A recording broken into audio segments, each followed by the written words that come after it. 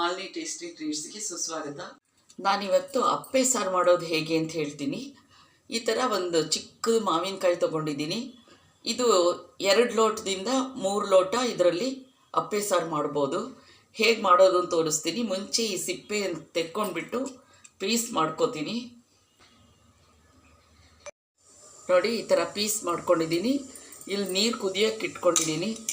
ಅದಕ್ಕೆ ಈ ಮಾವಿನಕಾಯಿ ಹೋಳುಗಳನ್ನು ಹಾಕ್ತೀನಿ. ತುಂಬ ಬೇಗ ಬೆಂದ್ಬಿಡುತ್ತೆ. ಸೊ ಕುಕ್ಕರಲ್ಲಿ ಏನು ಇದು ಮಾಡೋ ಕೆಲಸ ಇಲ್ಲ. ಈಗ ನೋಡಿ, ಬೆಂದಿರೋ ಮಾವಿನಕಾಯಿ ಹೋಳನ್ನು ಈಗ ನೈಸಾಗಿ ರುಬ್ಕೊಂಡು ಬರ್ತೀನಿ.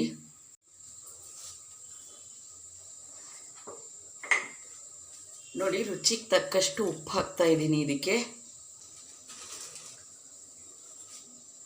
1 ಸ್ಪೂನಷ್ಟು ಬೆಲ್ಲ ಹಾಕ್ತಾ ಇದ್ದೀನಿ. ಇದು ಚೆನ್ನಾಗಿ ಕುದೀಲಿ.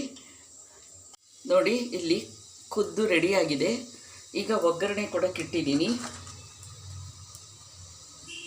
1/4 ಟೀ ಸ್ಪೂನ್ ಸಾಸಿವೆ, ತುಂಬ ಕಡಿಮೆ ಮೆಂತ್ಯ,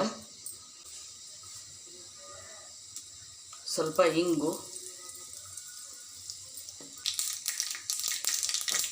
ಕರಿಬೇವಿನ ಸೊಪ್ಪು, 1 ಹಸಿಮೆಣಸಿನ್ಕಾಯಿ ಒಗ್ಗರಣೆ ಕೊಡ್ತಾ ಇದ್ದೀನಿ.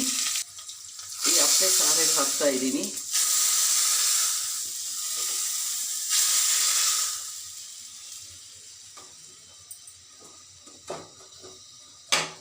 ನೋಡಿ, ಅಪ್ಪೆ ಸಾರು ರೆಡಿಯಾಗಿದೆ. ಕುಡಿಯೋಕ್ಕೆ ತುಂಬ ಚೆನ್ನಾಗಿರುತ್ತೆ. ಮಾವಿನಕಾಯಿ ಕಾಲದಲ್ಲಿ ಮಾಡ್ಕೋಬೇಕು.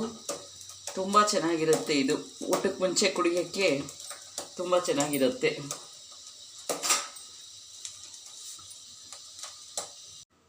ರೆಡಿಯಾಗಿದೆ. ಧನ್ಯವಾದಗಳು. ಲೈಕ್ ಮಾಡಿ, ಶೇರ್ ಮಾಡಿ.